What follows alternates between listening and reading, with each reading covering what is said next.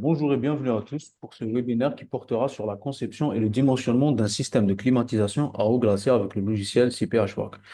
Tout d'abord, je me présente Zelfa Mahdi, ingénieur support technique spécialisé en génie climatique.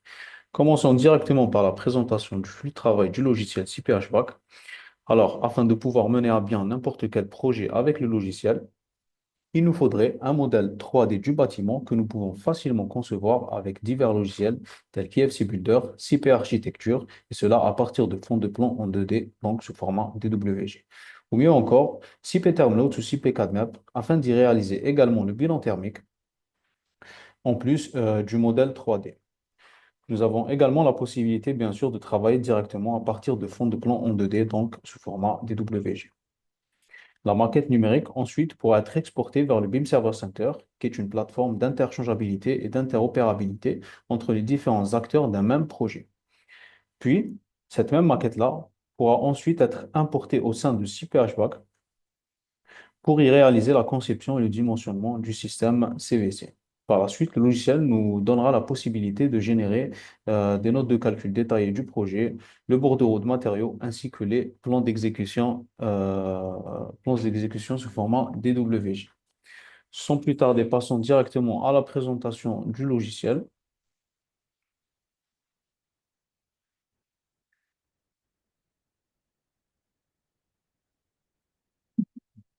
Alors voici l'interface principale commune à quasiment tous les logiciels CP. Nous avons dans un premier temps une barre de menu horizontale nommée Fichier où nous pouvons créer un nouveau fichier, gestion des fichiers où nous pourrons consulter les fichiers déjà réalisés au préalable, ainsi que des exemples d'applications proposées par le logiciel CP. Dans le menu Dernier fichier, nous avons la possibilité de consulter, de modifier, etc., n'importe quel fichier qu'on a réalisé au préalable, n'importe quel projet qu'on a réalisé au préalable. Le menu Aide nous offre la possibilité de consulter la documentation du logiciel, support technique, ainsi que, en cliquant sur À propos de, consulter les modules que nous possédons avec notre licence. Voilà. En cliquant sur Nouveau, nous allons créer un nouveau projet qu'on devra nommer.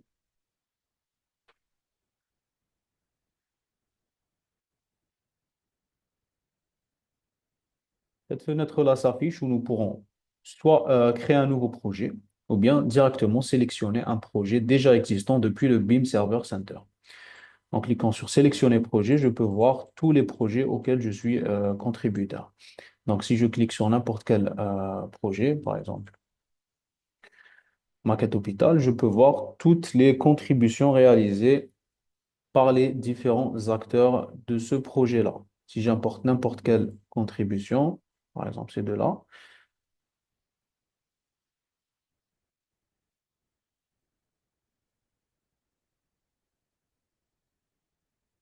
le logiciel va me générer le modèle 3D du projet.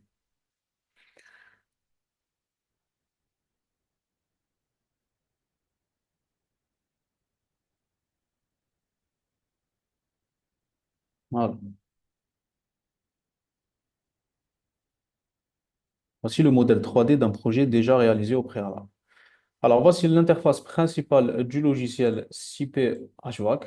Alors, dans un premier temps, nous avons deux barres de menu, une barre de menu horizontale et une barre de menu verticale. Commençons par la présentation de la barre de menu verticale, où nous avons dans un premier temps l'onglet Vue, où nous pouvons basculer de la vue d'un étage à un autre, de cette manière-là, en cliquant dessus. Je peux voir qu'ici, les vues sont dupliquées. Par exemple, j'ai deux références rez-de-chaussée. Je peux facilement en effacer une en réalisant un clic droit dessus, puis sur effacer.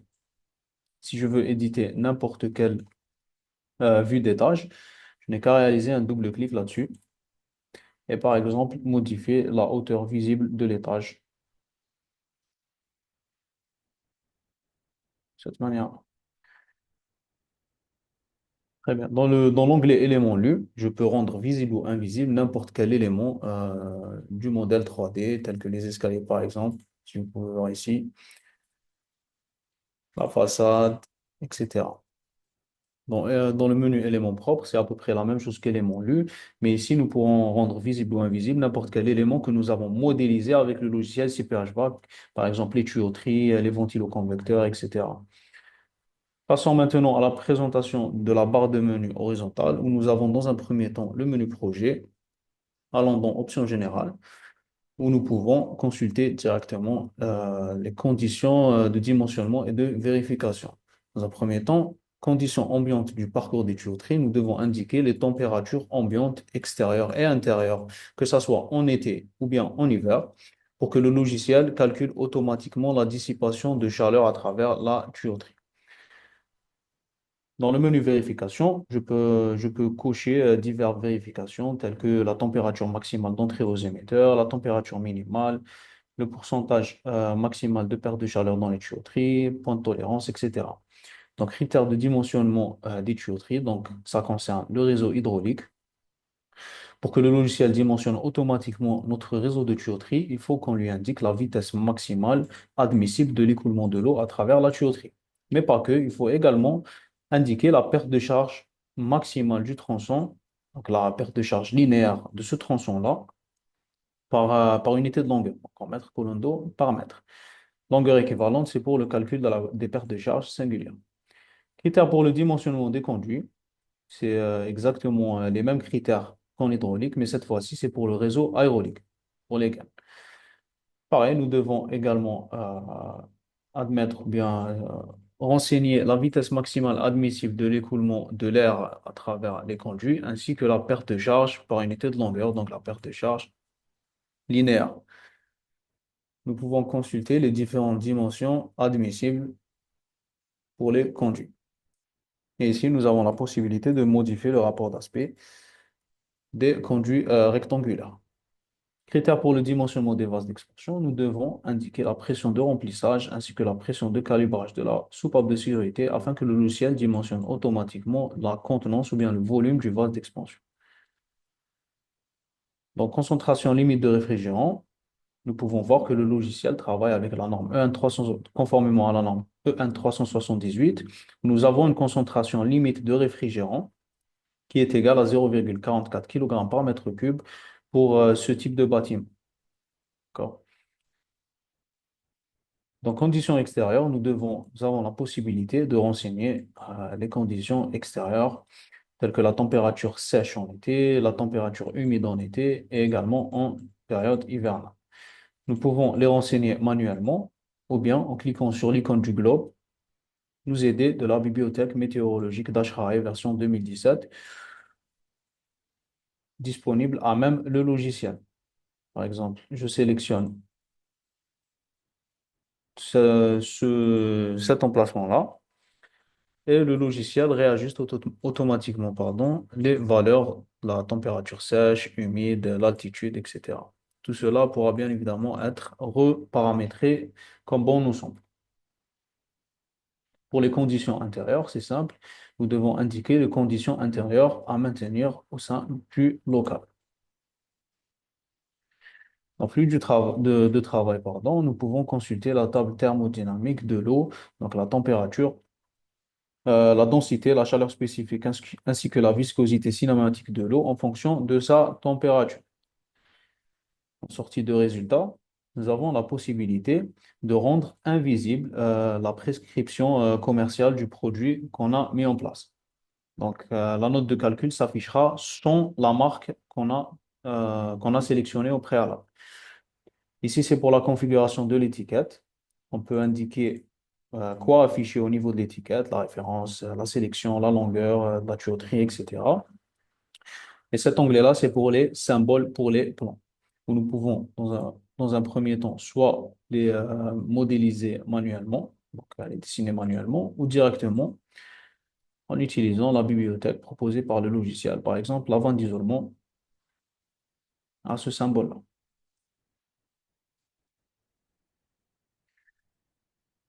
Très bien. Pour gestion des catalogues, au niveau de gestion des catalogues,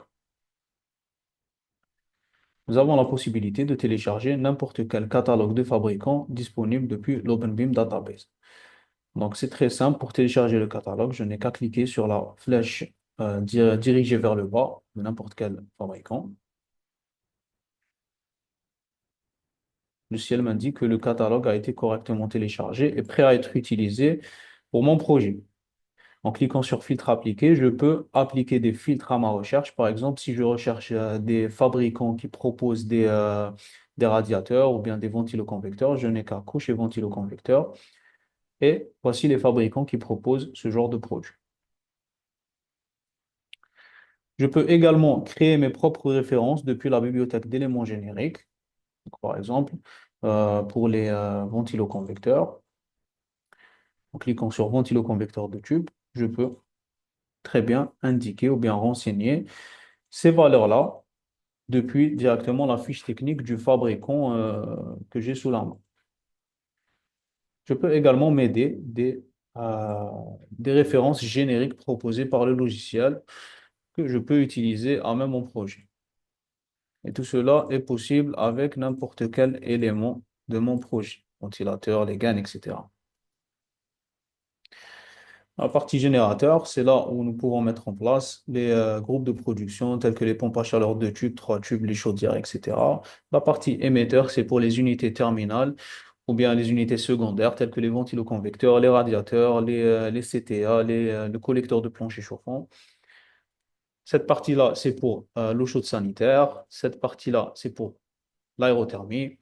Dans le menu équipement, nous avons la possibilité de mettre en place des tours de refroidissement. Dans le menu distribution d'eau, c'est la partie hydraulique. C'est là où nous pouvons mettre en place notre réseau de tuyauterie, les équipements tels que les pompes de circulation, les vases d'expansion, le ballon tampon, les collecteurs, etc. Dans le menu détente direct, nous avons la possibilité de mettre en place les systèmes à détente directe tels que VRF, multisplit, split ou tout simplement mettre en place le réseau, enfin la ligne de réfrigérant. Enfin, le menu distribution d'air, c'est là où nous pouvons mettre en place les différents équipements relatifs au réseau aéronique, tels que les ventilateurs, les récupérateurs de chaleur, les clapets, les différents clapets et filtres, etc. Ainsi que les conduits, les raccords et les unités terminales, grilles, diffuseurs et bouches. Nous avons le menu édition qui est commun à quasiment tous les logiciels CIP, où nous avons la possibilité d'éditer n'importe quel élément de notre projet. Par exemple, en l'effaçant, en lui faisant une rotation, etc. Le menu étiquette, c'est pour la configuration des étiquettes. Le menu charge thermique, c'est pour la consultation du bilan thermique de toutes les pièces, si on l'a déjà fait au préalable avec un autre logiciel tel que CP Thermloads ou CP Cadmot. Enfin, le menu calcul nous servira à dimensionner notre réseau de tuyauterie ou bien les ventiloconvecteurs, la pompe de circulation, etc. une fois la conception du réseau terminée. Enfin, le menu résultat nous permettra de visualiser les récapitulatifs, les notes de calcul, le bordereau de matériaux ainsi que les plans d'exécution. Et enfin, nous avons le menu BIM Server Center où nous pouvons soit partager le projet qu'on a réalisé ou bien actualiser afin d'importer une contribution qu'on a oublié d'importer auparavant. Très bien. Alors, je vais vous présenter directement un projet qu'on a déjà réalisé.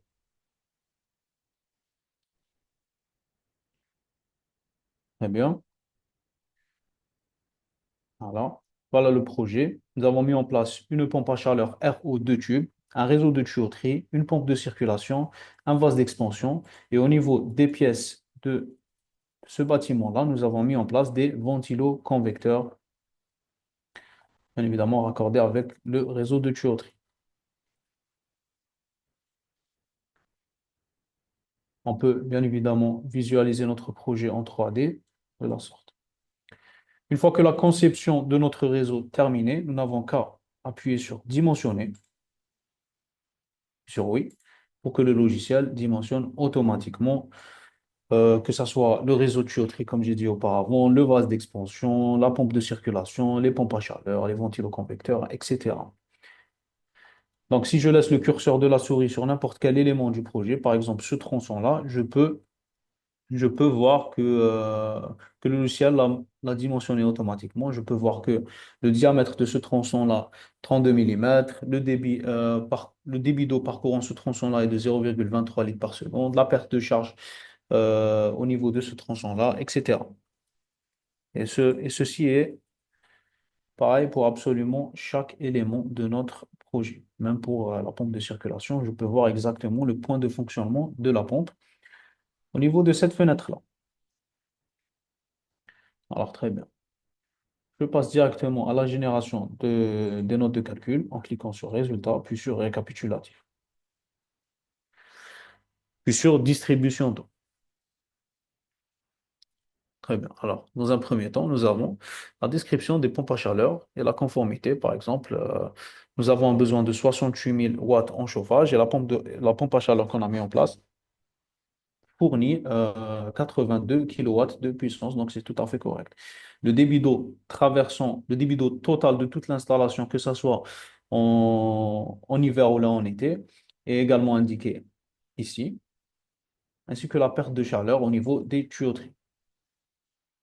Pour les émetteurs, c'est les ventiloconvecteurs. Je peux consulter les températures de conception, les écarts de température entre l'aller et retour de l'eau, la chaleur sensible, les débits d'eau parcourant ce ventiloconvecteur, ainsi que la perte de charge générée au niveau de ce ventiloconvecteur.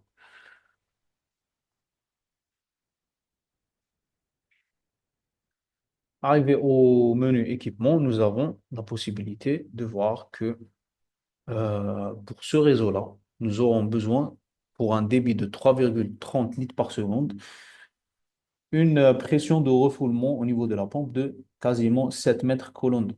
Donc le logiciel dimensionne automatiquement la pompe de circulation ou bien le ventilateur en faisant un calcul de perte de charge et en nous offrant directement le point de fonctionnement exact de notre installation. Donc pas la peine d'un calcul manuel de perte de charge, etc. Pour le vase d'expansion, c'est pareil. Nous avons la capacité requise du vase d'expansion en litres. Un peu plus bas, nous avons le menu distribution où nous pouvons voir tronçon par tronçon pour chaque tronçon, son diamètre, la longueur du tronçon, le débit d'eau parcourant le tronçon, la vitesse d'écoulement de l'eau, la perte de charge, etc. Et cela pour chaque tronçon de notre réseau, que ce soit pour l'aller ou bien le retour.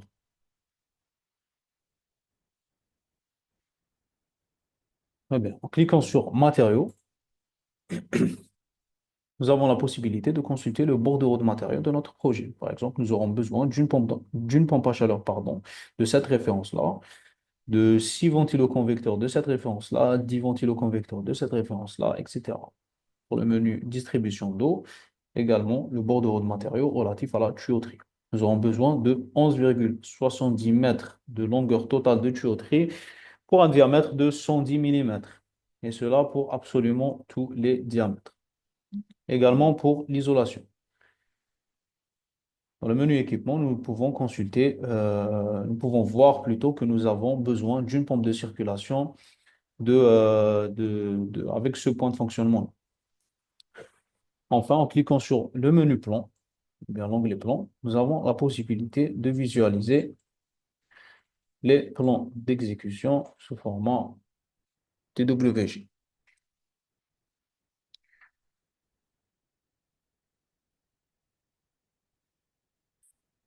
On clique sur détail de tous les dessins et on peut voir les plans d'exécution sous format DWG avec le réseau de tuyauterie, les ventiloconvecteurs et toutes les informations dont on a besoin, telles que la puissance des ventiloconvecteurs, le diamètre des différents tronçons, etc. Tout ceci pourra bien évidemment être exporté sous format DWG et être ouvert avec d'autres logiciels qui peuvent visualiser ce genre de format. Nous avons également des tableaux de légende ici. Alors très bien, on arrive à la fin de la présentation du logiciel. Je vous laisse la parole. Si vous avez des questions, vous pouvez bien évidemment les poser au niveau du chat de cette réunion.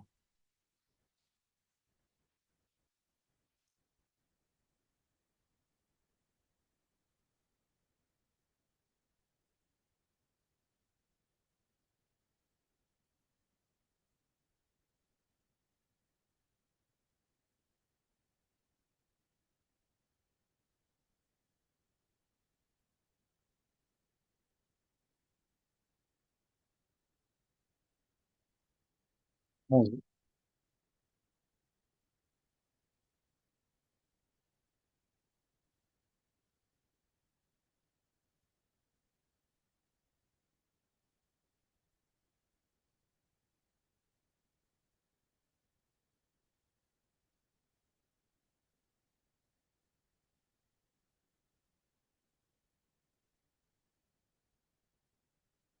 Alors, c'est très simple pour insérer les fonds de plan directement. Si, par exemple, nous ne voulons pas forcément travailler avec un modèle 3D, nous avons la possibilité de les insérer au niveau de ce menu-là, en cliquant sur fond de plan, puis sur plus, ajouter.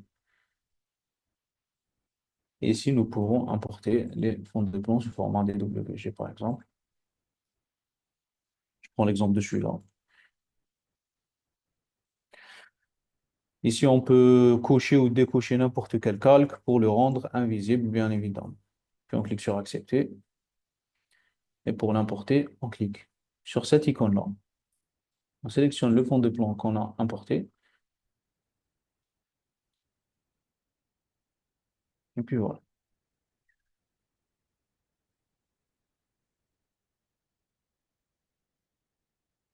Alors, il ne prend pas en compte la méthode de DTR pour le calcul pour les calculs du bilan thermique hivernal et estival, mais il utilise la méthode HRAE, la méthode préconisée par l'HRAE.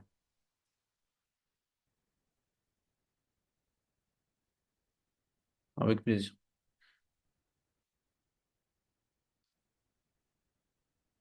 Si vous avez davantage de questions, je vous invite à les poser au niveau de l'adresse du support qui s'affiche au niveau du chat que je vais partager juste ici. Oui, c'est des plans en extension DWG, effectivement.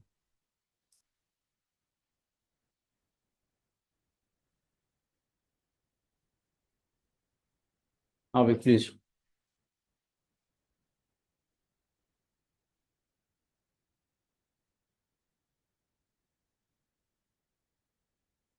Comme je l'ai dit, si vous avez davantage de questions, vous pouvez les poser au niveau de l'adresse du support que j'ai mis au niveau du chat. Donc, si vous n'avez pas davantage de questions maintenant, je vous remercie pour votre attention et à très bientôt.